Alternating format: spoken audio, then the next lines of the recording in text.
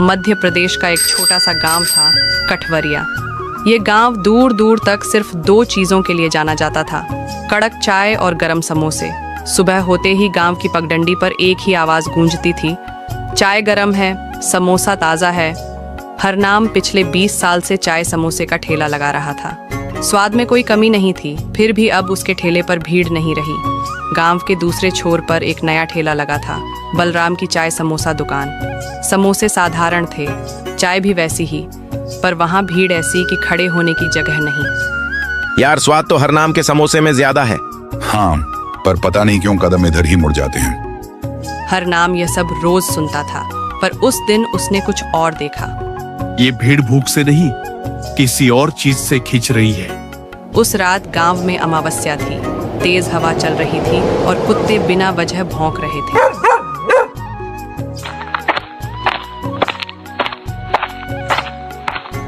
आज फिर देर हो जाएगी। हाँ, आज खाली हाथ नहीं जा सकता। इतनी रात को जंगल क्यों?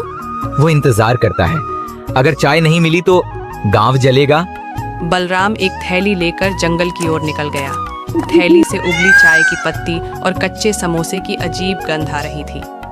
अगली सुबह गांव में शहर से आए दो लोग रुके, अमित और पूजा। यहाँ नाश्ता कहाँ अच्छा मिलेगा? बलराम के यहाँ। वहाँ के चाय समोसे बहुत अच्छे हैं। भीड़ देख दोनों झिंझके। वे हरनाम के पास पहुंचे। बैठिए साहब, चाय दिल से बनाता हूँ। वाह, ये तो असली स्वाद है। फिर लोग आते क्यों नहीं? क्योंकि यहाँ स्वाद बिकता है, वहाँ कुछ और। शाम को अमित ने बलराम को जंगल की ओर जाते देखा। पूजा, ये आदमी ठीक नहीं लग रहा। फिर उन्होंने हरनाम को बुलाया। तीनों, हरनाम, अमित और पूजा, उसका पीछा करते हैं। जंगल के भीतर एक सूखा कुआं, जिसके अंदर से आवाज आ रही थी। चाय में डर घुला हो तो भीड़ खुद आती है। अचानक तेज हवा चली, दिया बुझ गया और फिर सन्नाटा। अगली सुबह गांव में 3 बातें हुई। एक, हरनाम का ठेला बंद था। 2, अमित और पूजा गायब थे। 3, बलराम की दुकान पर पहले से ज्यादा भीड़ थी। चाय गरम है, समोसा आखिरी है। कठवरिया में आज भी चाय समोसे मिलते हैं, पर कहते हैं जो आखिरी समोसा खाता है वो फिर गांव छोड़कर कभी नहीं जाता।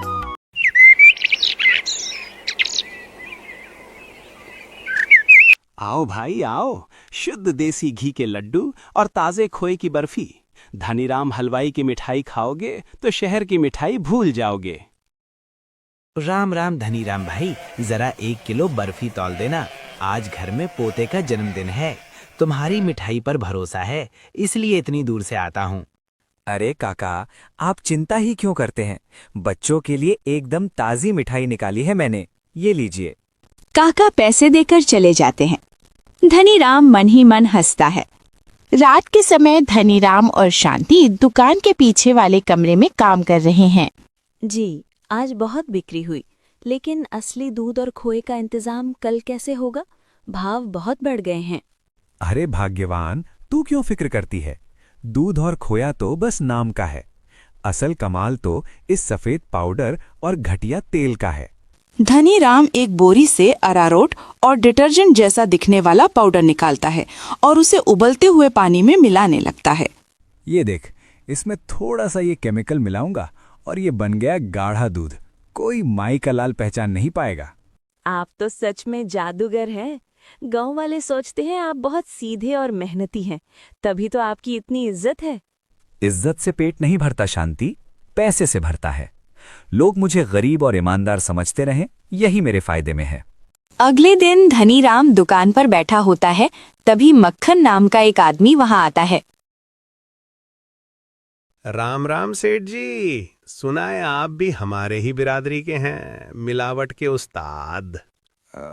क्या बकवास कर रहे हो भाई? मैं तो शुद्ध माल बेचता हूँ। अरे हमसे क्या छुपाना, कल रात जो आप खिड़की से कर रहे थे वो सब हमने देख लिया। पर डरो मत, हम पुलिस नहीं हैं, हम तो आपके मुनाफे को 4 गुना करने आए हैं। मतलब क्या है तुम्हारा? ये देखो, मिठास का अमृत। इसे मिठाई में डालोगे तो लोग इसके नशे जैसे आदी हो जाएंगे। एक बार खाएंगे तो बार बार मांगेंगे, और खर्चा आधे से भी कम। लेकिन अगर कोई बीमार पड़ गया तो? अरे कुछ नहीं होता, दुनिया खा रही है। लेना है तो बोलो, वरना हम पड़ोस वाले गांव के हलवाई के पास जाते हैं। रुको रुको, मुझे दे दो, ये लो पैसे।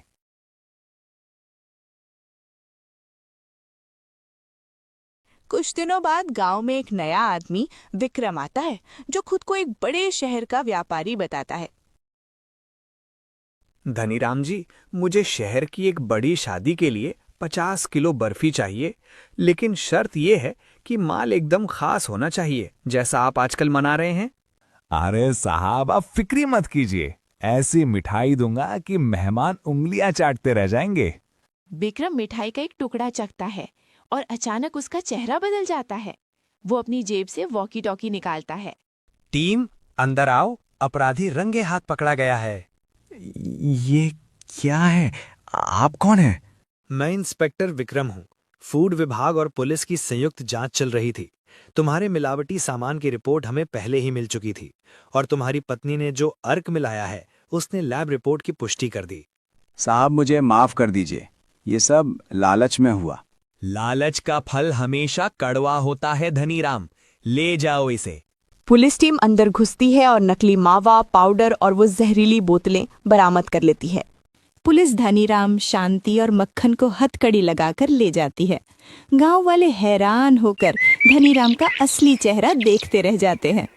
सीख: धोखे की बुनियाद पर खड़ा किया गया साम्राज्य एक न एक दिन जरूर गिरता है। बिहार के सीतामढ़ी जिले का छोटा सा गांव बरियापुर। सुबह की ठंडी हवा, खेतों में काम करते किसान और कच्ची गलियों में खेलते बच्चे, यही इस गांव की पहचान थी। लेकिन इसी गांव के एक छोटे से मिट्टी के घर में गरीबी हर दिन नई कहानी लिखती थी। उस घर में रहता था मोहन, 20 साल का साधारण लड़का, लेकिन दिल में कुछ बड़ा करने की चाह। मोहन के पिता पहले खेतों में मजदूरी करते थे, लेकिन बीमारी ने उन्हें बिस्तर पर ला दिया। अब घर चलाने की जिम्मेदारी उसकी माँ और मोहन पर थी। शाम का समय था। माँ ने खाना परोसा, सिर्फ चावल और नमक। मोहन बेटा, तू खा ले, मुझे भूख नहीं है। माँ, आपने भी खाया ना? हाँ बेटा, मैं पहले ही खा चुकी हूँ। लेकिन मोहन जानता था माँ झूठ बोल रही थी। उस रात उसने पहली बार गरीबी की चुभन महसूस की। मोहन घर के बाहर आसमान देख रहा था। क्या हमारी जिंदगी हमेशा ऐसी ही रहेगी? उसके मन में पहली बार बदलाव की आग जली। अगले दिन गांव में शादी थी। रसोइया कम पड़ गया। अरे, मोहन की माँ को बुलाओ, उनका खाना बहुत स्वादिष्ट होता है। मोहन की माँ को बुलाया गया। मोहन भी साथ गया। माँ मिट्टी के चूल्हे पर खाना बना रही थी। मोहन ध्यान से सब देख रहा था। खाना परोसा गया। कुछ देर बाद आवाजें आने लगी। वाह, दाल का स्वाद कमाल है। किसने बनाया ये खाना? मोहन की माँ ने बनाया है। लोग बार बार खाना लेने लगे। मोहन गर्व से माँ को देख रहा था। घर लौटते समय मोहन सड़क किनारे बैठ गया। बसें और ट्रैक्टर गुजर रहे थे। लोग रुककर खाने की जगह ढूंढते, फिर आगे चले जाते। अगर यहाँ खाना मिले तो लोग जरूर रुकेंगे। उसी पल उसके मन में ढाबा खोलने का विचार आया। घर पहुंचकर मोहन ने हिम्मत की। माँ, हम अपना ढाबा खोल सकते हैं क्या? ढाबा? बेटा, दुकान खोलने के लिए पैसे चाहिए। मेहनत है हमारे पास, वही काफी है। माँ कुछ देर चुप रही। माँ अंदर गई और अपनी पुरानी चांदी की पायल लेकर आई। इसे बेच दे और अपना काम शुरू कर। माँ, ये आपकी याद है।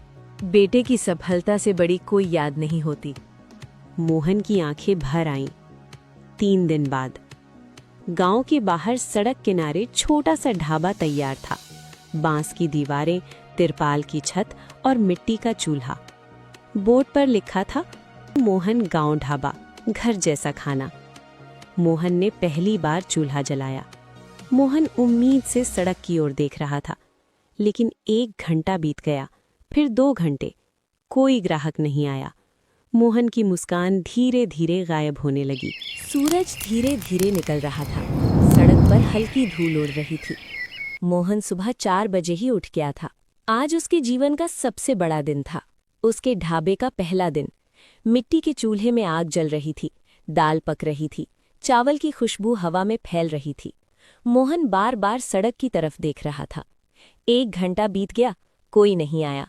2 घंटे बीत गए, सड़क से लोग गुजरते, बोर्ड देखते, लेकिन रुकते नहीं। मोहन की उम्मीद धीरे धीरे कम होने लगी। शायद लोगों को भरोसा नहीं है। कुछ गांव वाले पास से गुजरे। देखो, मोहन होटल वाला बन गया। 2 दिन में बंद हो जाएगा।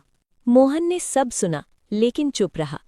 कभी कभी शब्द भी पत्थर से ज्यादा चोट देते हैं। दोपहर होने वाली थी, तभी एक बूढ़ा किसान धीरे धीरे चलता हुआ ढाबे के पास रुका। बेटा, खाना मिलेगा क्या? मोहन की आंखें चमक उठी। हाँ बाबा, अभी देता हूँ।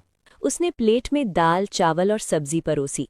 नेक्स्ट पार्ट देखने के लिए चैनल को सब्सक्राइब करें, वीडियो को लाइक करें और बेल आइकॉन जरूर दबाएं ताकि आप कोई भी अपडेट मिस ना करें।